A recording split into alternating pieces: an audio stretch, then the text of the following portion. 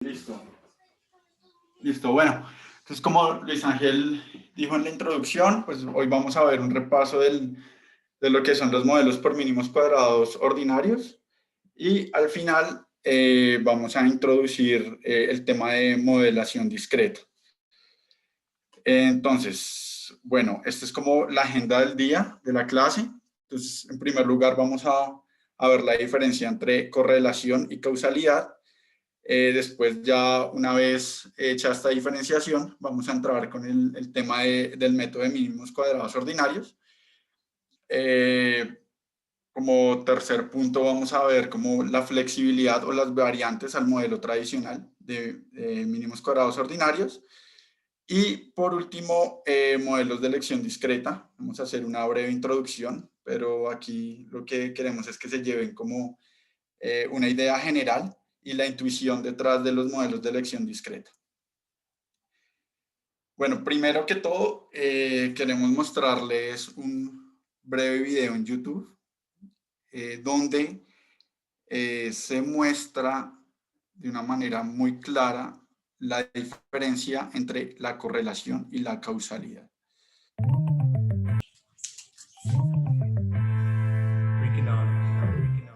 Well, hi there, boys and girls. This is Captain Kangaroo. Say, I'd like you to meet a friend of mine. So, you know, it's lots and lots of fun to have a pet that you can run and play and jump with, isn't it? But did you know that there are some boys and girls who can't run and jump and play? It's all because of a thing called polio. When I think of bad historical assumptions about correlation and causality, I think of polio 100 years ago, when it was this horrible mystery that it was, claiming a lot of lives, and it was really scary because it mostly struck children. And there was a strong line of research that suggested that ice cream caused polio, that ice cream consumption caused polio. Here comes Mr. Softy, the soft ice cream man. The creamiest soft ice cream you get from Mr. Softy. The reason that correlation was thought to be causal was that polio spiked in the summertime for reasons that really weren't very well understood, but it did. And ice cream sales spiked during the summertime. So these researchers had seen that whenever there was a lot of ice cream being sold and consumed, there was a lot more polio. And so there was really literally the beginnings of this kind of ice cream persecution to try to stomp out polio. And it sounds ridiculous, but you see it all the time now, people trying to fight against or build up something that they're sure is connected to something else, in which it turns out just isn't.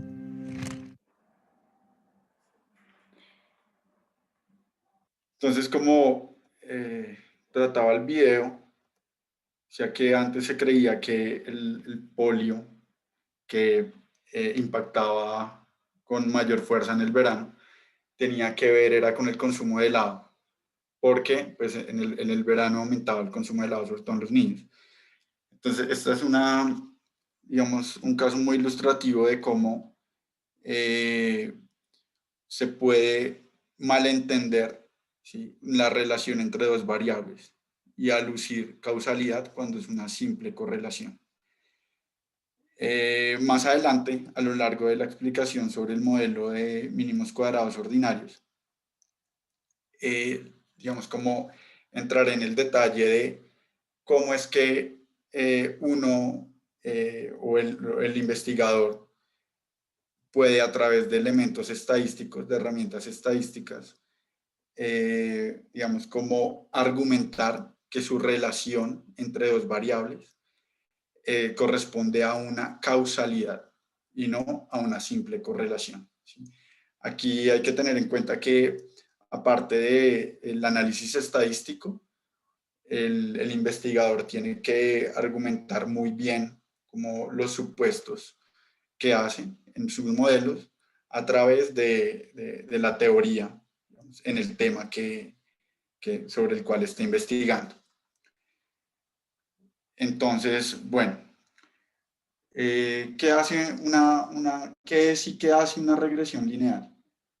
Entonces, un momento. Aquí se trabó. Sí, bueno, el objetivo del análisis de regresión es estudiar la dependencia de una variable que llamamos variable explicada, de una o más variables que llamamos variables explicativas, Bueno, este análisis de regresión se basa en el concepto matemático de función, en la medida que la variable dependiente es una función de las variables explicativas.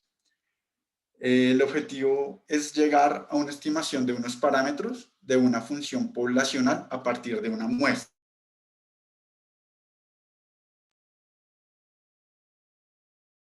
La predicción está sujeta a errores, ¿no? Y el método de estimación más usado en la econometría frecuentista es el de mínimos cuadrados ordinarios, que es el que vamos a ver a continuación.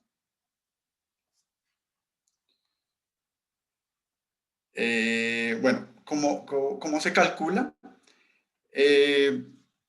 La predicción lineal lo que hace es minimizar la distancia de los errores cuadrados.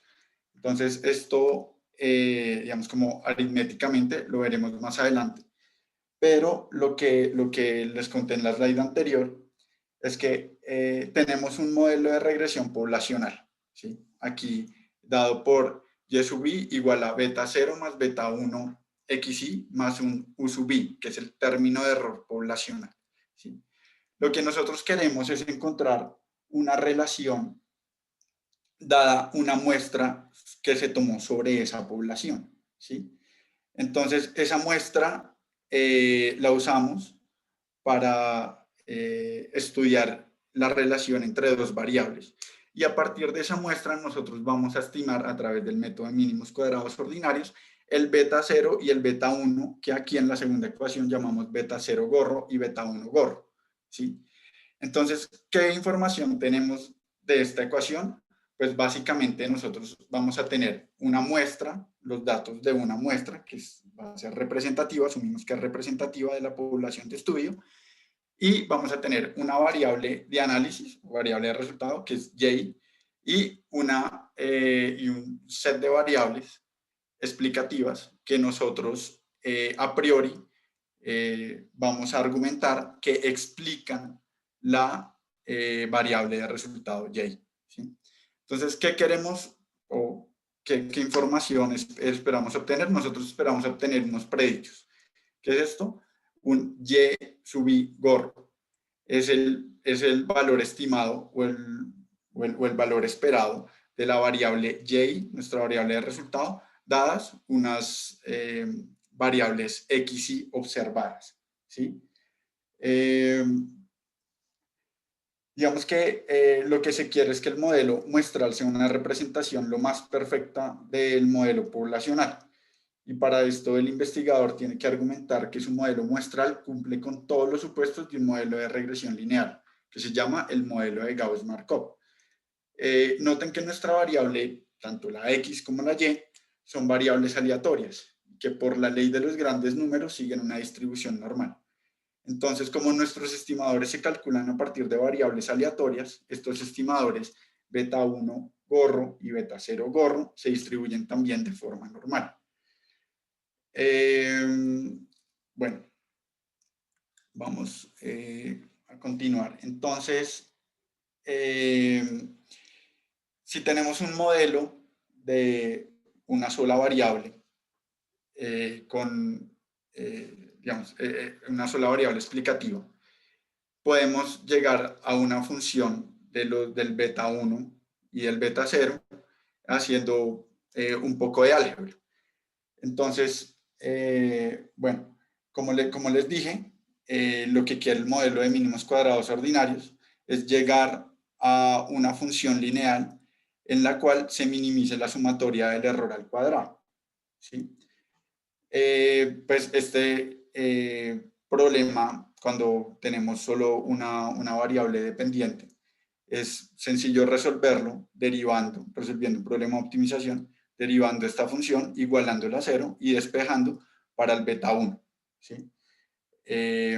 Noten que el beta 1 resultante va a estar en función de la covarianza de las xy y y y la varianza de xy, ¿sí? Y el beta 0, que en este caso pues es nuestra constante de la función lineal, va a estar en función del beta 1 que estimamos, del X barra, o sea, el promedio de nuestra variable independiente, y el promedio de nuestra variable dependiente. Bueno, sin embargo, pues cuando tenemos un modelo con más de una variable explicativa, la solución a los estimadores se vuelve un poco compleja. Entonces, digamos que para llegar a una solución de los estimadores, tenemos que acudir al álgebra de matrices, ¿sí? Aquí hay que tener en cuenta que para que el modelo sea estimable, se deben tener más observaciones que variables en el modelo, ¿sí? Y es importante tomar en consideración las dimensiones de las matrices.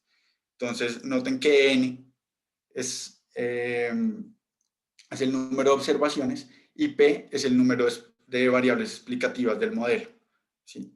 Entonces, esto lo podemos ver como una matriz en la cual y es un vector de resultados, es igual a x beta más un épsilon, donde el beta es el vector de estimadores asociados a cada una de las variables independientes, ¿sí?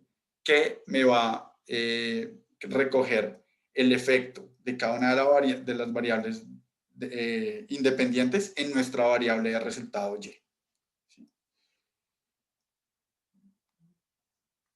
Bueno, aquí tenemos el problema de minimización del error de forma matricial. Entonces, solucionando mediante álgebra de matrices, tenemos la solución, que es que beta gorro es igual a x transpuesto x a la menos 1 por x transpuesta y. Esto es súper importante, eso casi que uno lo tiene que saberse de memoria, esta solución al problema de mínimos cuadrados ordinarios, ¿sí? Entonces, eso es siempre, digamos, casi que automático. Entonces, una vez nosotros tenemos nuestros estimadores del modelo, nosotros tenemos que buscar algún indicador que nos diga qué tan ajustado está nuestro modelo, digamos, nuestros betas, a la variable de resultado, ¿sí? Digamos que una de las medidas más comunes para medir la bondad de ajuste es el R cuadrado.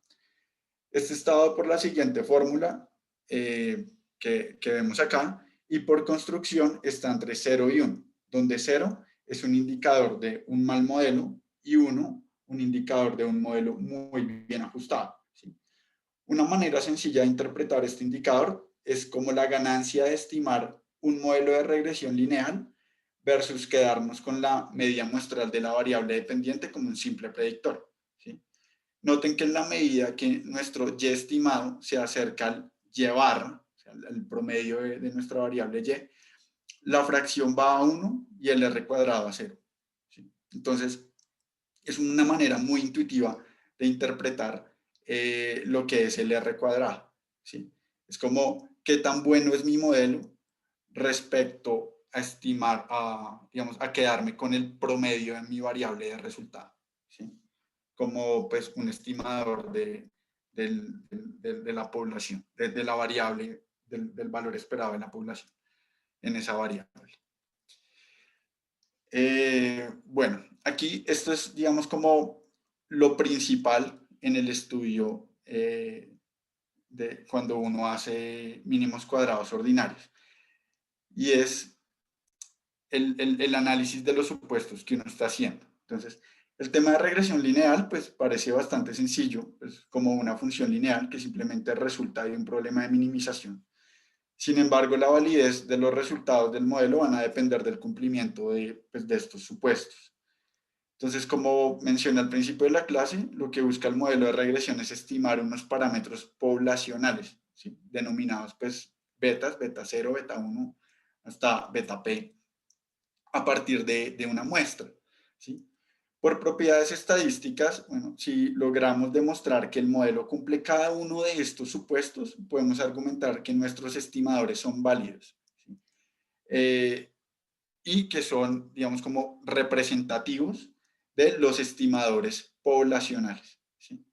Entonces, los supuestos, digamos, como ahí son como 15 supuestos, pero esos 15 supuestos se pueden resumir en estos que vamos a mencionar a continuación. Entonces, primero es que la distribución de los errores es normal, o tengo pues, suficientes observaciones para aplicar la ley de los grandes números. Esto es casi que por construcción, ¿sí?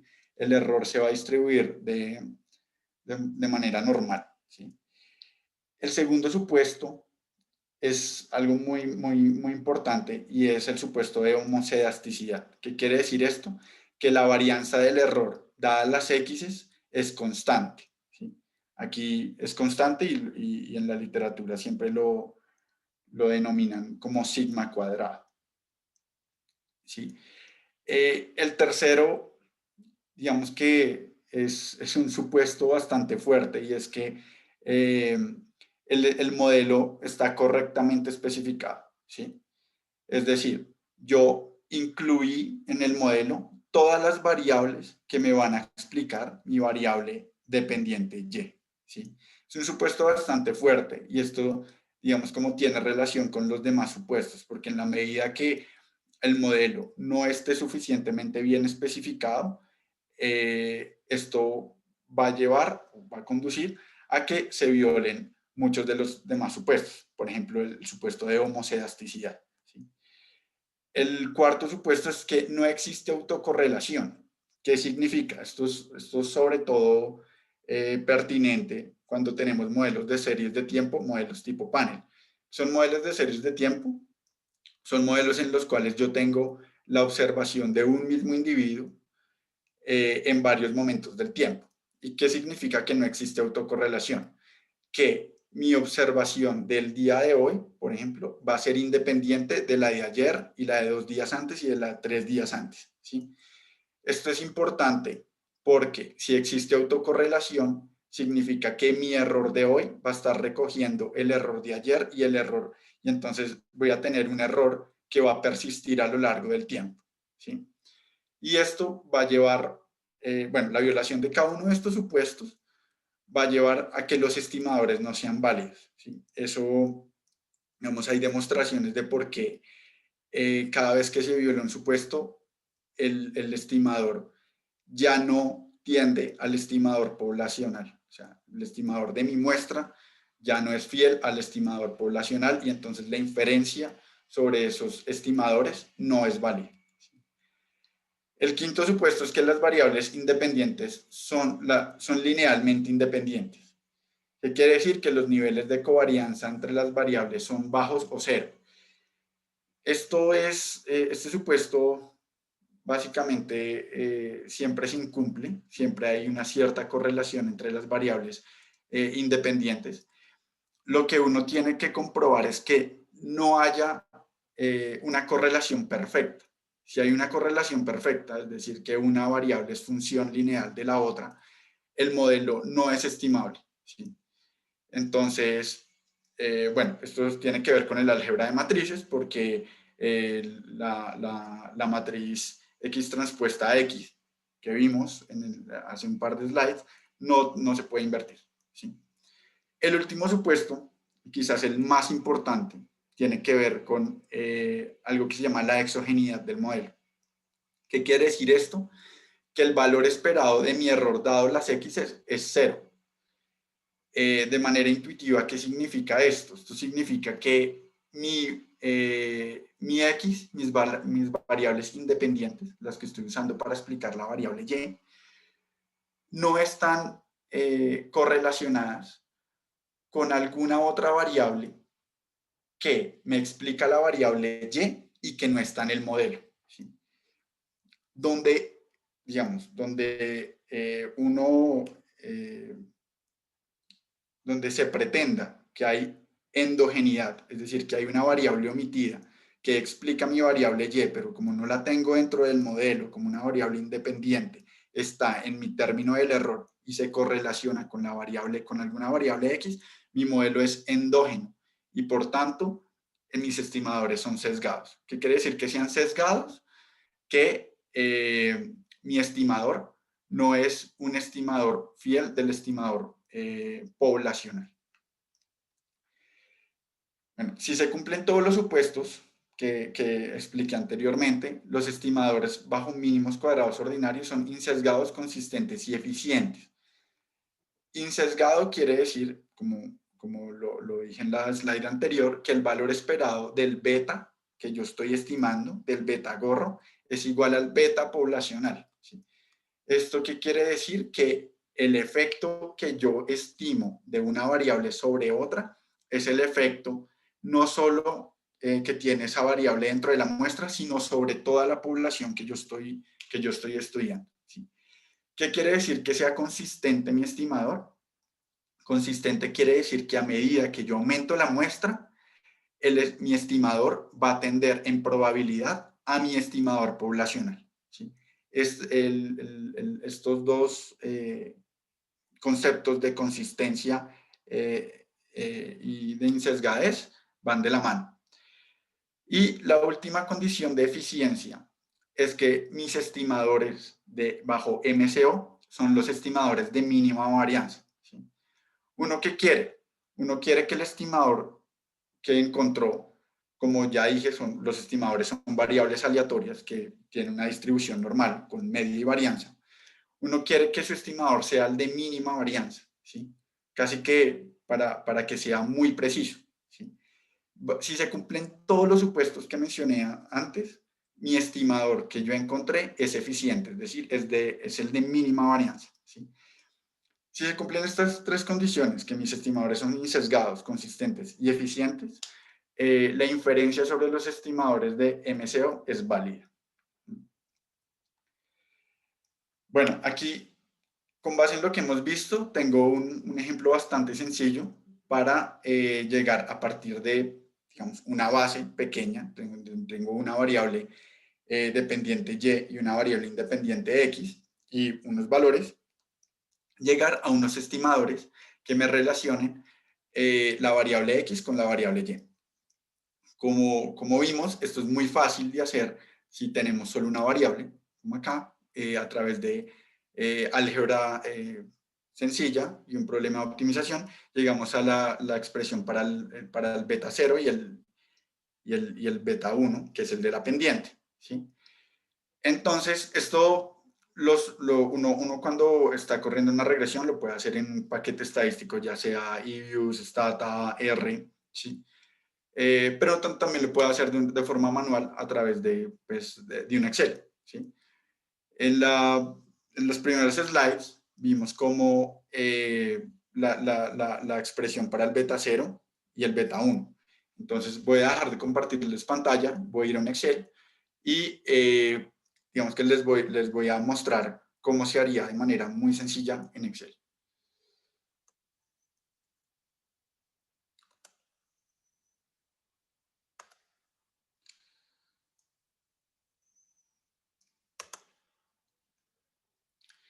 Listo. Entonces, tenemos aquí la columna B y la columna C, que son las variables y los valores de cada una de la variable de Y y X sub Y. Entonces, ¿qué hacemos para empezar a construir todas las variables que constituyen, digamos, la expresión del beta correspondiente al beta 0 y al beta 1? Entonces, lo que hacemos primero es restarle a cada XY su media, ¿sí? Entonces aquí construimos la columna C. Después elevamos eso, la columna C la elevamos al cuadrado. En la columna F, lo que hacemos es a cada Y le restamos la media, ¿sí? Y en la columna G, lo que hacemos es multiplicar la columna C y la columna bueno, lo que yo llamo C y la E, que realmente es la columna D del Excel y la columna F, ¿sí? Bueno, y aquí sacamos luego sacamos las sumatorias de la columna D y de la columna F, lo que yo llamo aquí columna F, ¿sí? Y luego, ya con esto, vamos a estimar el B gorro y el A gorro. Aquí el A gorro es el estimador de la constante, ¿sí? Lo que yo llamé beta 0. Y B gorro es lo que yo llamé el estimador de la pendiente, que beta 1, ¿sí? Entonces, esto simplemente lo podemos ver acá. La beta gorro es la razón entre la sumatoria de la columna D y la columna E. Entonces, así tenemos el beta gorro. Ahora, noten que el A gorro está en función de el beta gorro, el X barra y el Y barra, ¿sí? Entonces, una vez tenemos estos estimadores, de manera muy sencilla, con álgebra realmente básica, vamos a encontrar los predichos, ¿sí? Y los predichos no es nada más que mi valor que yo observé en X por el estimador de la pendiente, que en este caso es beta gorro, más la constante, que es A gorro, el estimador. En la siguiente columna saqué los residuales, ¿sí? ¿Qué es el residual? Simplemente es mi predicho, la diferencia entre el predicho y el observado, ¿sí? Entonces saqué los residuales y noten que la sumatoria tiende a cero, ¿sí? La sumatoria de los residuales tiende a cero, ¿sí? Por construcción, eso es lo que estamos haciendo, ¿sí? Estamos encontrando una función lineal tal que el valor esperado del error, ya la sumatoria de los errores, sea mínima o tienda a cero, ¿sí? Entonces, noten que, bueno, ahorita les voy a mostrar cuando uno mete estos mismos valores en Stata, por ejemplo, y le pide que le bote los coeficientes estimados para el beta digamos, la pendiente y la constante, me va a dar 0.08 y 7.61. Entonces voy a ir otra vez a la presentación.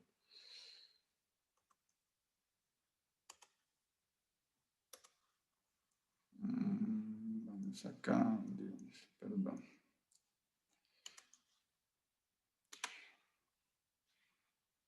Entonces noten que, bueno, aquí cogí los datos, los metí en el Stata y le dije que me regresara Y contra X. Me dice que tengo 10 observaciones, me da un R cuadrado de 0.86. Y en cuanto a los resultados de los estimadores, de los coeficientes, me dice que X tiene un valor de 0.08, como nos dio en el Excel, y la constante es de 7.61.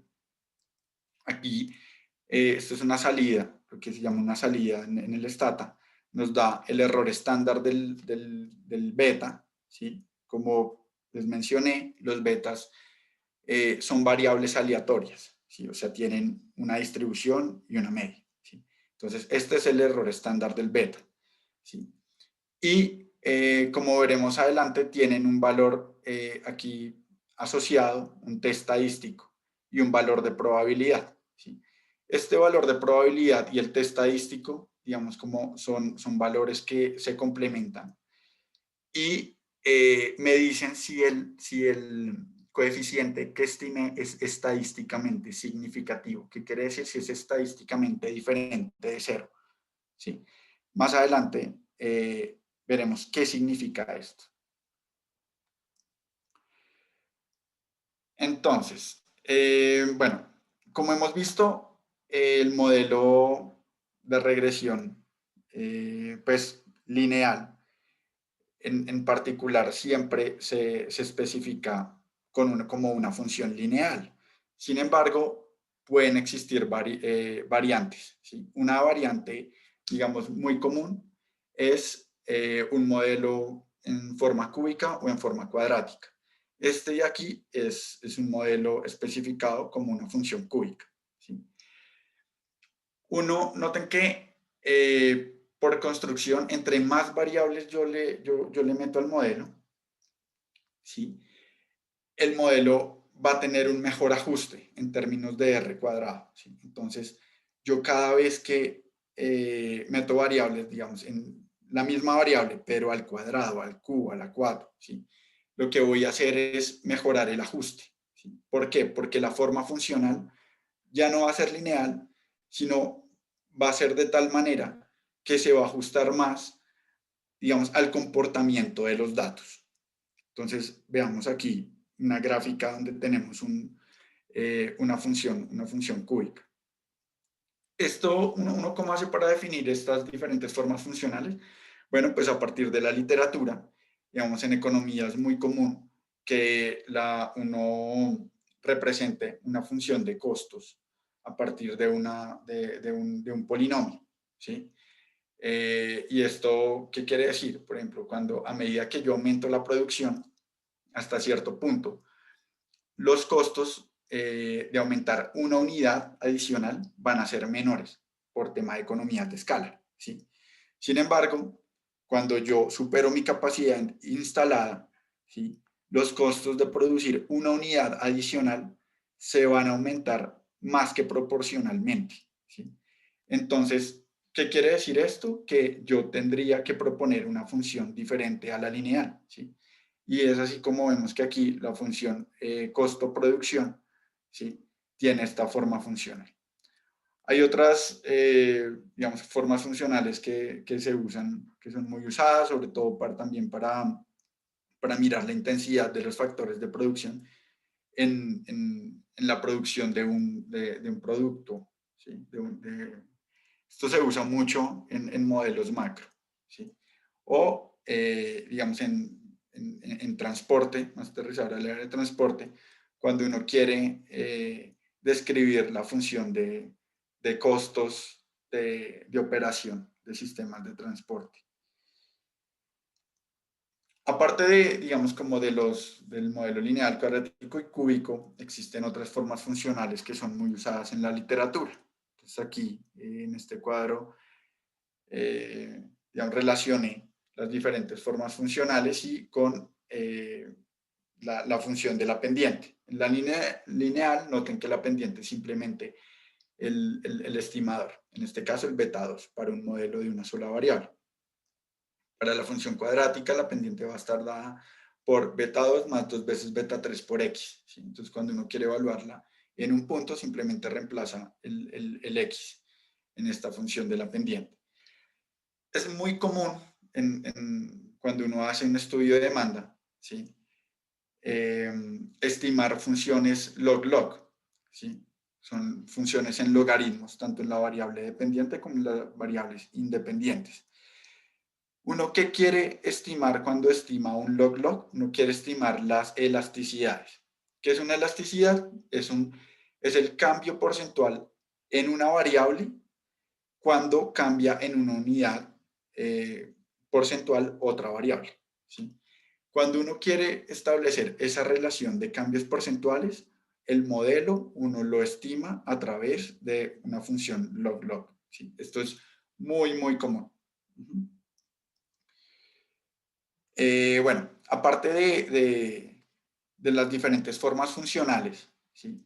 Hay otras variantes al modelo tradicional de mínimos cuadrados ordinarios, y es cuando se incorporan interacciones. Es muy común incorporar interacciones con variables dicotómicas. Es una variable dicotómica, es una variable que toma el valor de 1 si una característica está presente, o 0 en caso contrario, ¿sí? Entonces, uno puede jugar, digamos, basándose en la literatura, cuando uno quiere explicar un fenómeno, usando variables dicotómicas, ¿sí? Entonces, mirar el efecto, si tiene un efecto, la característica, el estar una característica presente, por ejemplo, si ser mujer tiene un efecto sobre el salario, entonces mujer es una variable dicotómica que toma el valor de 1, si lo es, 0 si es hombre.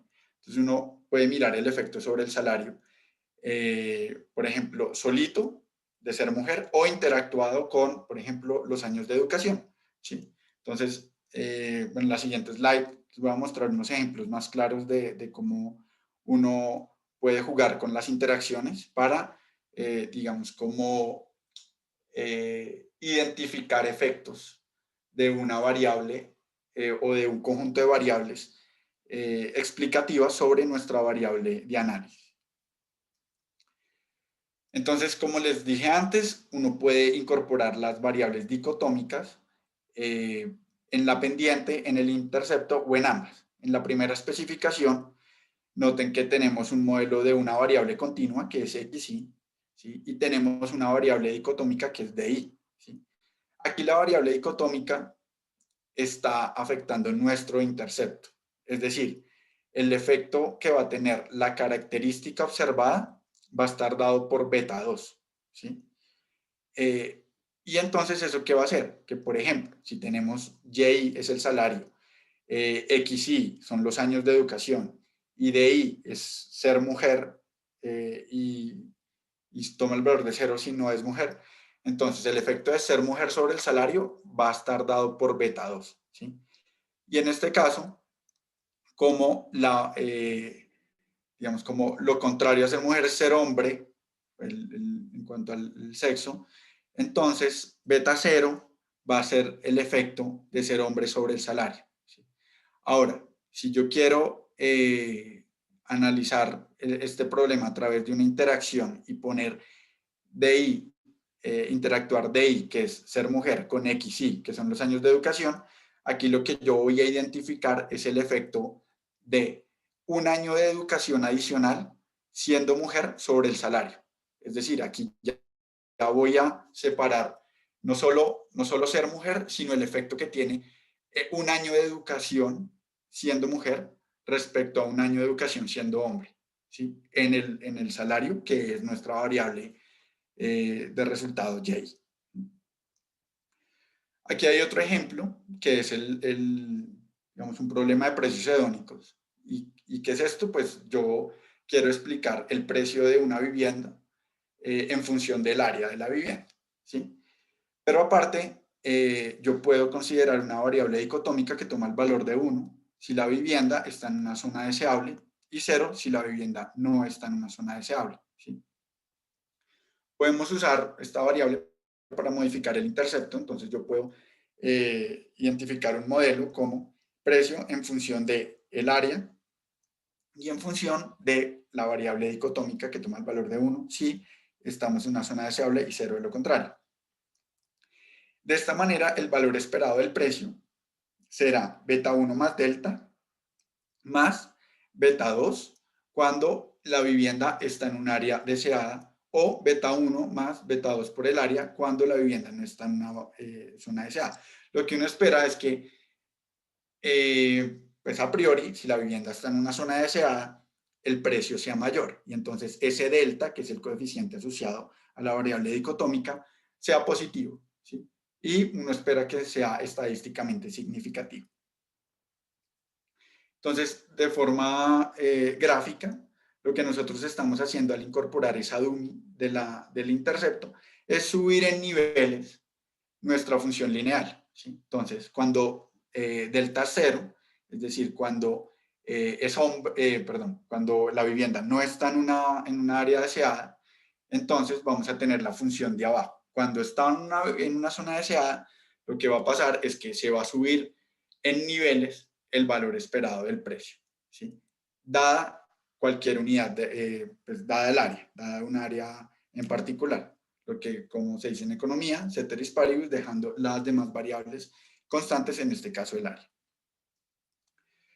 Pero también, como lo dije antes, podemos armar una interacción entre el área y nuestra variable dicotómica, ¿sí?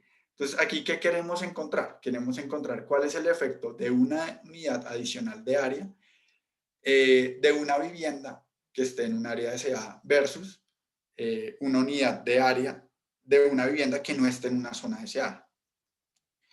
Entonces, pues el efecto marginal del área sobre el precio va a estar dado por beta 2 más gamma cuando la vivienda va a estar en una zona deseada, y beta 2 solito cuando la vivienda está en una zona no deseada.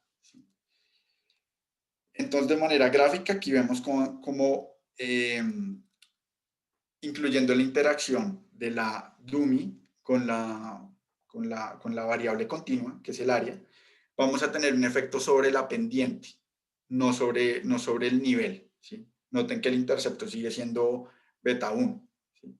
Es común para ambas, y la diferencia va a ser que en presencia de digamos, en un área, en una zona deseada, el efecto del área, de una unidad de área, va a ser mayor que en una zona no deseada. Esto es bastante intuitivo, ¿no? Aquí en Bogotá, por ejemplo, en las zonas de mayores ingresos, 1 metro cuadrado adicional de área en una vivienda va a ser mucho más costoso que en un área de bajos ingresos, ese metro adicional de área, ¿sí?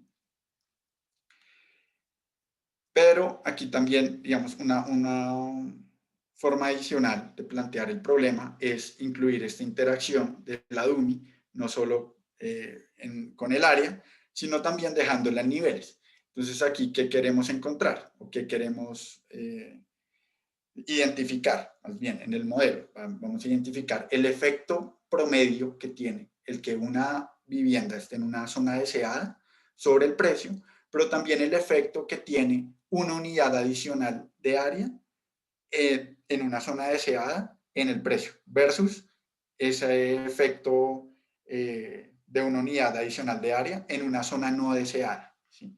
Entonces noten que aquí, pues gráficamente, vamos a tener un efecto tanto en el nivel como en la pendiente, ¿sí? Entonces noten que cuando la vivienda está en una zona deseada, tenemos un efecto en el precio esperado, digamos como base, tenemos un beta 1 más delta, y aparte el efecto esperado de cada unidad de área va a ser mayor, ¿sí? Si estamos en una zona deseada versus si no estamos en una zona deseada. Entonces, estas son las variantes, digamos, como más recurrentes en la literatura, ¿sí? Entonces, aquí les quiero mostrar una salida de Stata similar a la que les mostré cuando hice el ejemplo de estimar los betas, pero antes, en ese ejemplo, solo teníamos una variable explicativa, que era X. Aquí tenemos varias variables explicativas, tenemos AUX, W, K y X, ¿sí? Nuestra variable explicada es Y, ¿sí? Entonces, esto es, digamos, como es una salida común de Stata y nos muestra los resultados de los coeficientes, nos muestra los errores estándar, el test estadístico, que ya les voy a decir que corresponde y por cuál es su importancia, el valor de probabilidad y un intervalo de confianza. Como les he dicho en varias oportunidades, las variables, los estimadores son variables aleatorias, ¿sí? Entonces, esto es muy importante entenderlo. ¿Por qué? Porque aquí me sale que el estimador, por ejemplo, de AUX es 1.015, ¿sí? Pero ese estimador, esa es la media, pero tiene una distribución, ¿sí? El programa saca esa distribución a través de, digamos, por métodos numéricos, ¿sí? Y me da un error estándar. En este caso, pues está, digamos, el error estándar que me botó de la variable AUX es 0.046, ¿sí? Con base en esto, yo estimo, estima el t estadístico y el p-valor. Y estos valores son usados para las pruebas de hipótesis. ¿Qué es esto? Yo quiero saber si mi estimador es estadísticamente diferente de 0, ¿sí? Cuando es estadísticamente diferente de 0, yo puedo decir que pues mi estimador es significativo y yo confío en lo que me dé. Si no es estadística, pues, si no es estadísticamente diferente de 0, entonces yo no puedo, pues, decir nada acerca de ese estimador, o sea, del efecto que tiene esa variable, porque prácticamente el efecto puede ser 0, ¿sí? No tengo una confianza estadística suficiente para decir que ese estimador realmente es el valor que me dio, ¿sí? Entonces, de los cursos, bueno, de estadística que ustedes han visto, el curso básico de estadística que uno ve, a uno le enseñan sobre lo que son las pruebas de hipótesis, ¿sí? Entonces, aquí yo tengo los resultados de una salida, ¿sí? Entonces yo tengo un modelo de una sola variable, tengo el y sub i gorro, que es el estimado, en función de un beta cero, de una constante que es menos 66.10, de un estimador de la pendiente que es 0.06, y aparte me dan los errores estándar, ¿sí? Yo cómo saco a partir del error estándar, cómo saco el t estadístico. El t estadístico se define como el beta sobre el error estándar, ¿sí? Si ustedes dividen menos 66.10 entre 10, les da menos 6.14. Y lo mismo si dividen 0.065 entre 0.00347, les da 18.73. ¿Para qué son importantes los test estadísticos? Los test estadísticos son importantes para lo que les conté, las pruebas de hipótesis, ¿sí? ¿Por qué se usa el test estadístico? Esto, yo siempre les he dicho que los betas se distribuyen normal.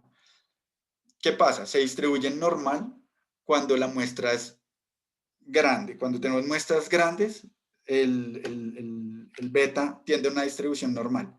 Sin embargo, en la medida que los betas que las observaciones sean menos, mis betas se van a distribuir como una función t de Stevens, ¿sí? Que es, digamos que una función t de Stevens tiende a una normal cuando sus grados de libertad tienden a infinito, ¿sí? ¿Qué son los grados de libertad? En este caso de la regresión, los grados de libertad son el número de observaciones que yo tengo, o sea, el número en este caso puede ser de individuos o unidades de análisis, menos el número de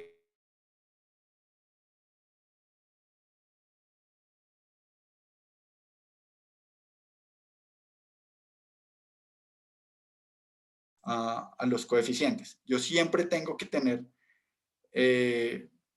los mismos observaciones que parámetros que estoy estimando, ¿sí? O más observaciones. Entre más observaciones voy a tener más grados de libertad, ¿sí? Y esto es importante para las pruebas de hipótesis y sobre todo para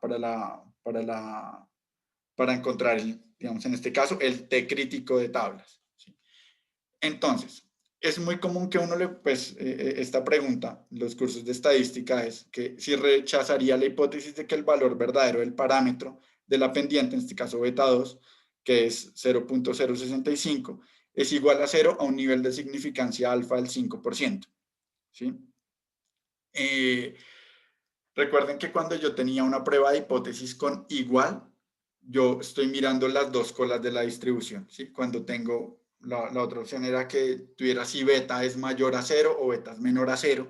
Cuando tenía mayor, tomaba la cola derecha, cuando tenía menor, tomaba la cola izquierda, ¿sí? En este caso, tengo un igual, entonces voy a tomar las dos colas y entonces voy a tomar el nivel de significancia alfa de 5% y lo divido entre 2, ¿sí? Para encontrar el T crítico de tablas. Entonces, por ejemplo, yo tengo un T asociado a mi estimador de la pendiente de 18.73, ¿no? Yo cojo el alfa de significancia, 0.05, ¿sí? Lo divido en 2 porque va a ser una prueba de 2 colas y voy a la tabla. Aquí tengo la tabla de la distribución T de Stevens, ¿no? Yo miro, como es una prueba de 2 colas, divido el 5% de significancia entre 2, entonces me queda 0.025 y busco los grados de libertad, ¿sí? Que en este caso los grados de libertad vienen dados por n, que es el número total de observaciones, que en este caso son 20. Miren en esta slide que n es igual a 20, ¿sí? ¿Y cuántos parámetros yo estoy estimando en este modelo? 2, el de la pendiente y el del intercepto. Entonces, n menos 2, 18. Tengo 18 grados de libertad. Entonces, mi T crítico es 2.101. 2.101 digamos aquí en este ejemplo, en la distribución, pone el T crítico en 1.81. Bueno, pues dado nuestro problema, nuestro T crítico sería 2.1. Comparo mi T crítico con el T asociado a la variable, bueno, mi parámetro. El T asociado a mi parámetro es 18.73. Entonces está mucho más a la derecha que mi T crítico de 2.1. ¿Qué quiere decir esto? Que quede en la región de rechazo. Como quede en la región de rechazo, pues rechazo H0, que es mi hipótesis nula, y mi hipótesis nula era que beta 2 era igual a 0. Como rechazo que es igual a 0, puedo decir que es estadísticamente diferente de 0. ¿Sí? Es decir, puedo hacer inferencia con el resultado de este estimador. ¿Sí? Esto es importante porque cuando uno hace un ejercicio de estos, pues aparte de mostrar el cumplimiento de los supuestos que les mencioné en la primera parte, uno lo que hace es mirar que el signo del coeficiente sea el signo esperado y esté acorde con digamos, con lo que yo espero dada la literatura sobre el tema que estoy estudiando y sobre la intuición también, ¿no? O sea, por ejemplo, la, la relación entre el precio y demanda tiene que ser negativa, ¿no? Yo espero que si me aumenta el precio de un bien, lo más seguro es que la gente deje de demandar unidades de ese bien, ¿no? Si yo corro una regresión donde el resultado me arroja una relación positiva entre precio y cantidad demandada, yo ahí voy a identificar que el modelo no está bien especificado, ¿sí? Y van a haber variables omitidas que me están generando ruido en mi estimación y por lo tanto mi estimador está sesgado, ¿sí? Tiene algún tipo de sesgo. Entonces, de esa manera uno empieza a identificar, digamos, como la mala especificación del modelo, ¿sí? A partir de el signo esperado, la magnitud también esperada, ¿sí? Y la significancia estadística.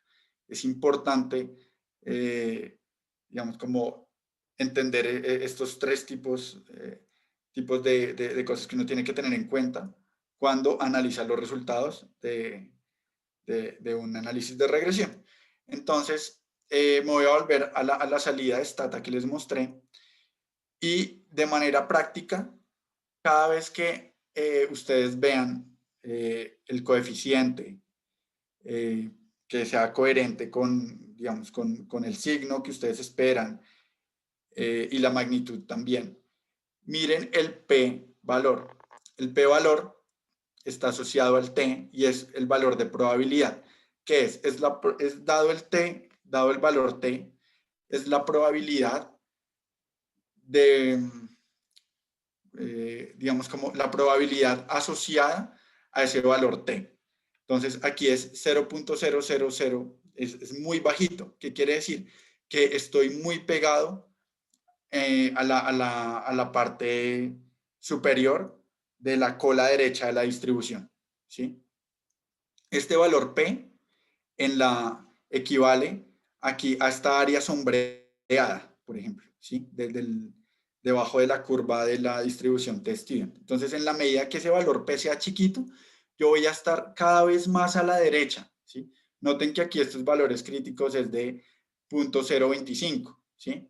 Entonces, uno espera que 0.025 sea el área bajo esta curva. Entonces, en la medida que esto se acerque a cero, voy a estar más pegado a la parte superior derecha de la distribución.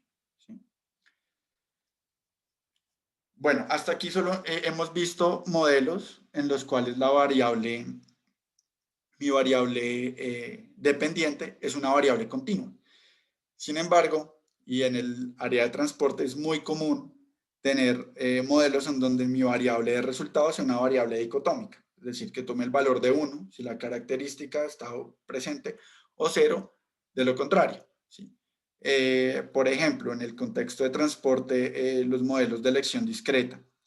Entonces, yo quiero explicar que en mi decisión de viaje yo tomé Transmilenio en lugar de tomar auto particular. ¿Sí? Entonces, o que tome Transmilenio a no tomarlo, ¿sí?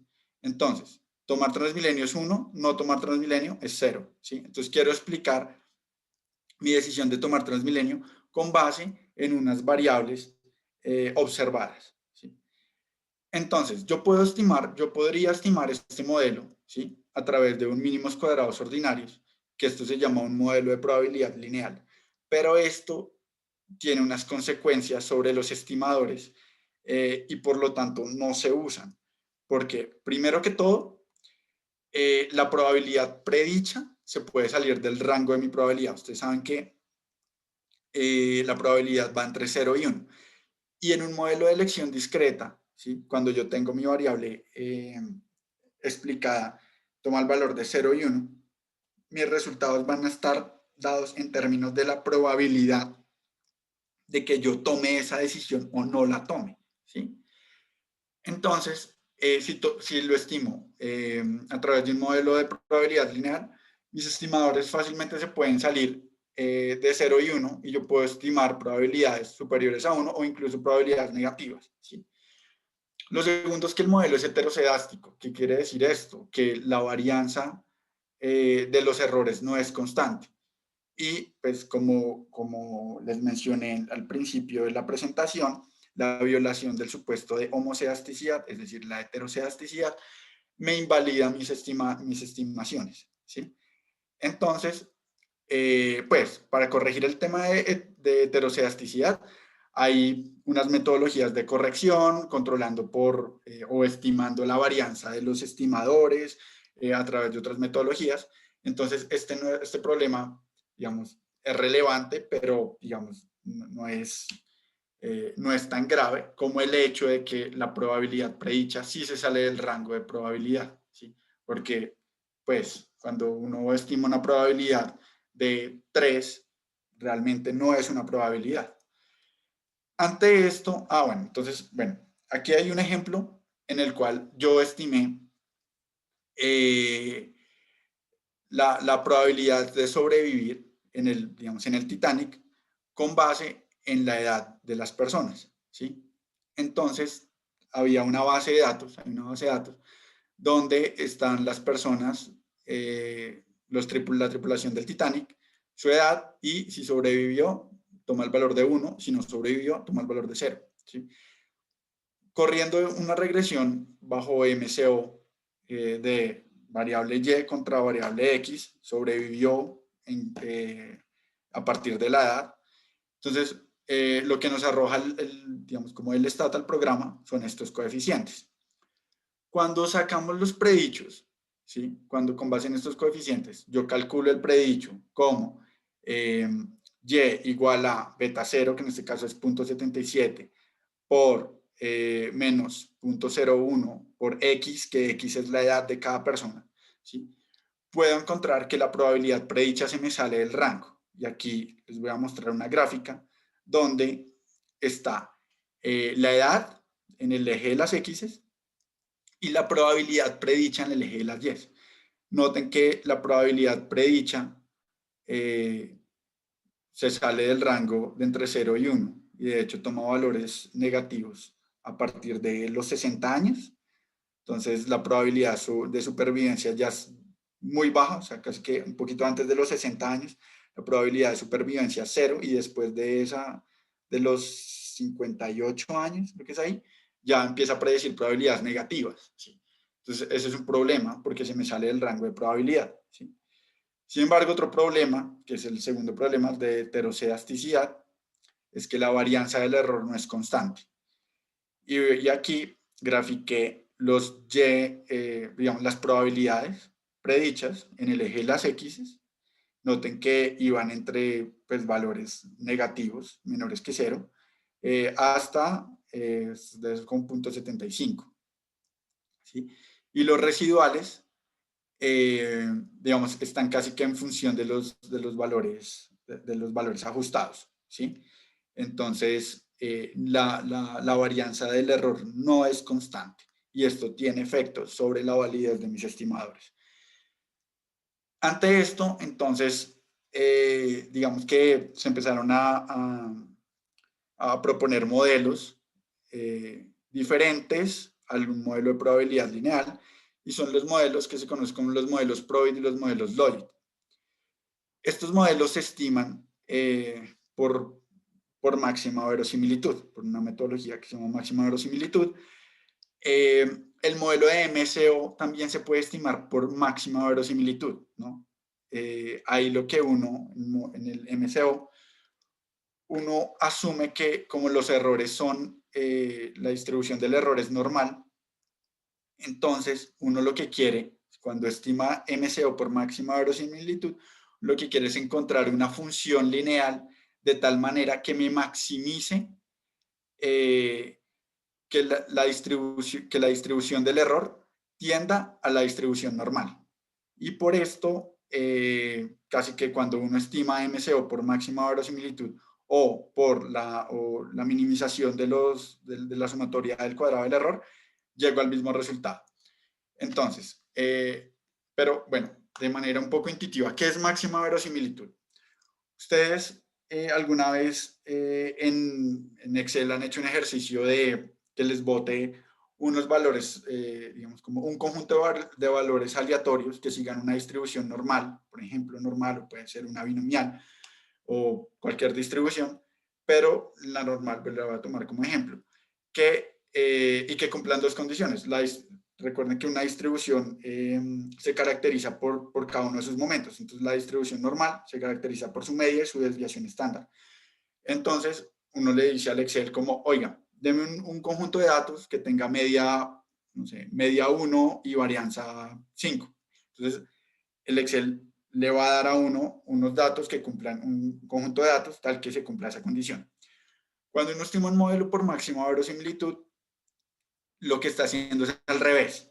Uno tiene unos datos, un conjunto de datos que está dado, y lo que uno quiere es decirle al programa que le dé, digamos, unos coeficientes tales que ese conjunto de datos tienda a una distribución en particular, ¿sí? Digamos, cuando uno estima el modelo de mínimos cuadrados ordinarios por máxima verosimilitud, uno lo que le está pidiendo al programa es que coja esos datos y a partir de esos datos le dé una distribución, ¿sí?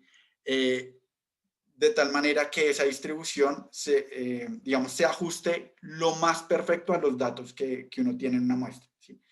Bueno, cuando uno estima los modelos Probit y Logit, está haciendo lo mismo. Sin embargo, en el Logit, uno le está diciendo al programa que la distribución que siguen los datos no es una distribución normal, sino es una distribución logística. La distribución logística es una distribución que es muy, muy similar a la normal y pues tiene esta función, que es 1 sobre 1 más epsilon a la menos x, ¿sí? Entonces, aquí, cuando uno estima un logit, uno está asumiendo que el error se está distribuyendo como una función logística, tiene una distribución logística. Cuando uno estima un probit, uno está asumiendo que el error se distribuye como una función normal, ¿sí? Por, digamos, facilidad computacional, son más comunes las estimaciones de modelos de elección discreta a partir de modelos logísticos, ¿sí? O sea, es más fácil asumir que el error se distribuye de manera logística, con una función logística, y de esta manera obtener estimadores. El Probit, digamos que la estimación es más intensiva computacionalmente, ¿sí? Entonces, aquí vemos que la función de distribución acumulada de ambas, pues es bastante similar, si vemos la logística y la normal estándar. Y pues la ventaja de estimarlos a través de pues, los modelos de elección discreta con un logit o un probit y no un modelo de probabilidad lineal, es que mis valores predichos van a estar en el rango de 0 y 1. ¿Sí? Entonces, tomando el caso del logit, ¿sí?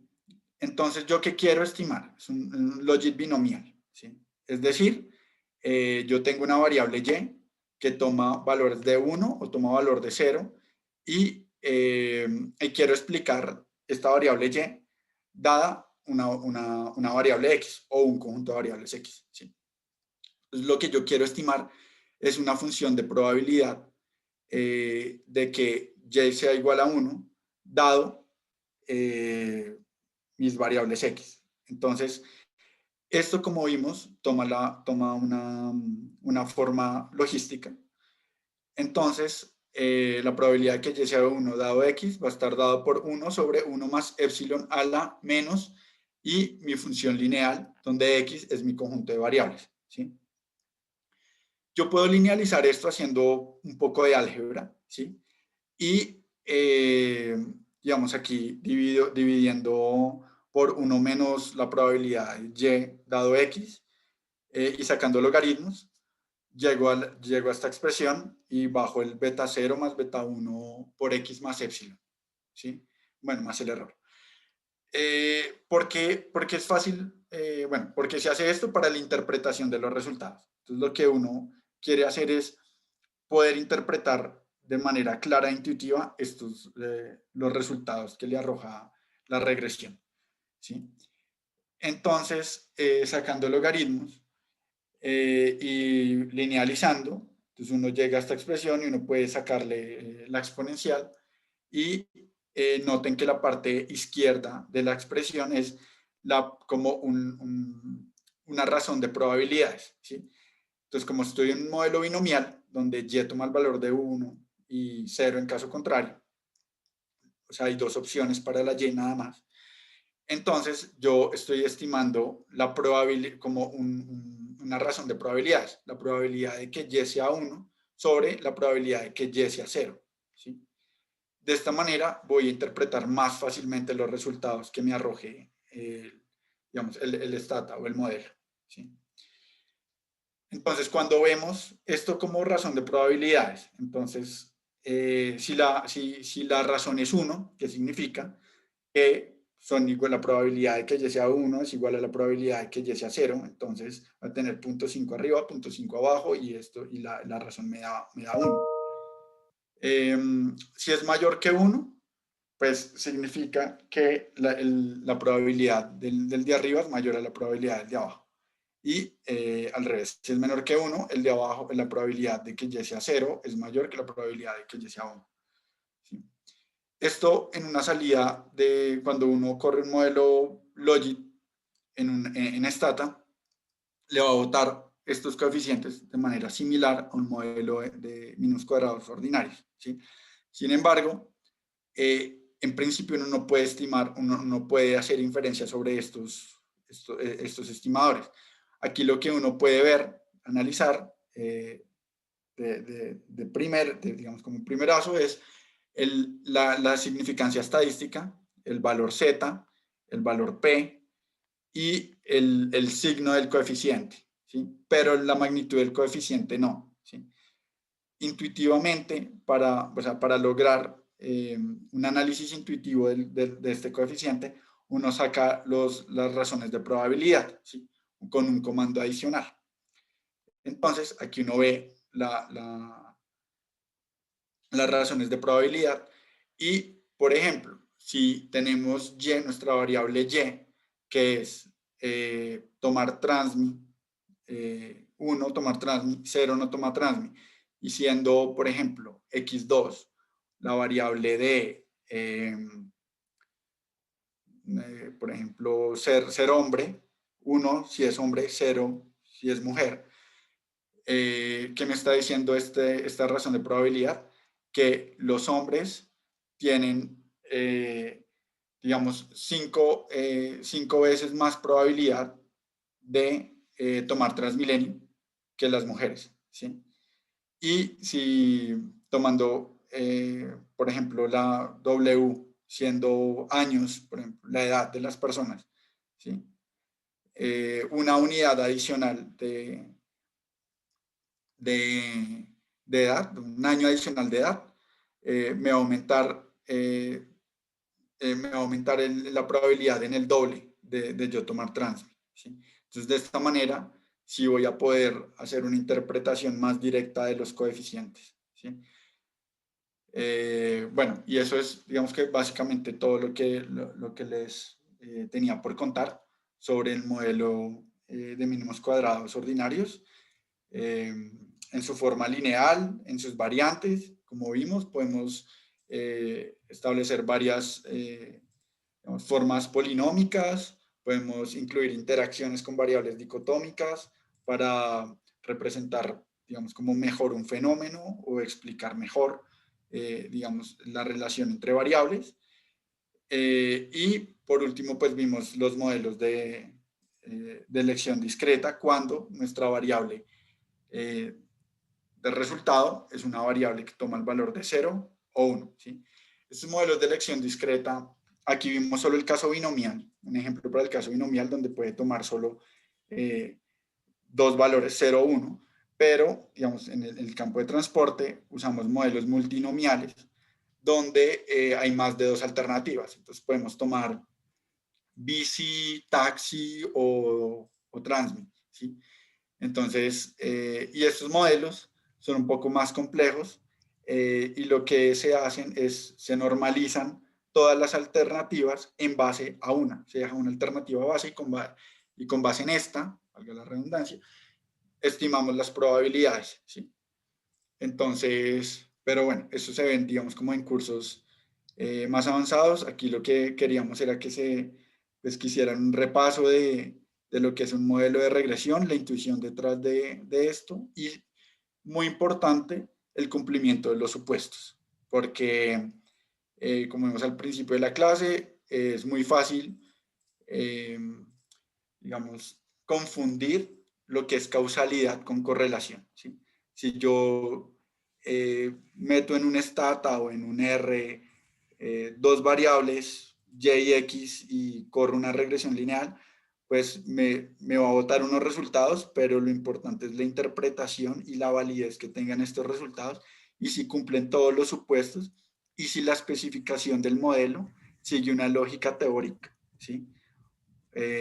Por ejemplo, otra vez basándome en el ejemplo del video, era muy fácil que si tenían datos de casos de polio, venta de helados y veían que en el verano aumentaban los casos y también aumentaba pues el consumo de helado y uno metía eso en una regresión, lo más seguro era que le botara un ajuste muy alto del modelo, que los estimadores de la relación entre las dos variables eran altamente significativos y con el signo esperado. Sin embargo, pues digamos, ahí está como la pericia del investigador y es mirar si realmente esa relación es de causalidad o es una simplemente correlación o es simplemente algo que se llama una relación espuria. ¿Sí? Entonces, esa es como la importancia a la hora de correr un modelo de regresión y analizar los resultados. ¿Sí? Entonces, empezar a mirar qué tan válidos son. Y esto fue todo. Entonces, muchas gracias. Creo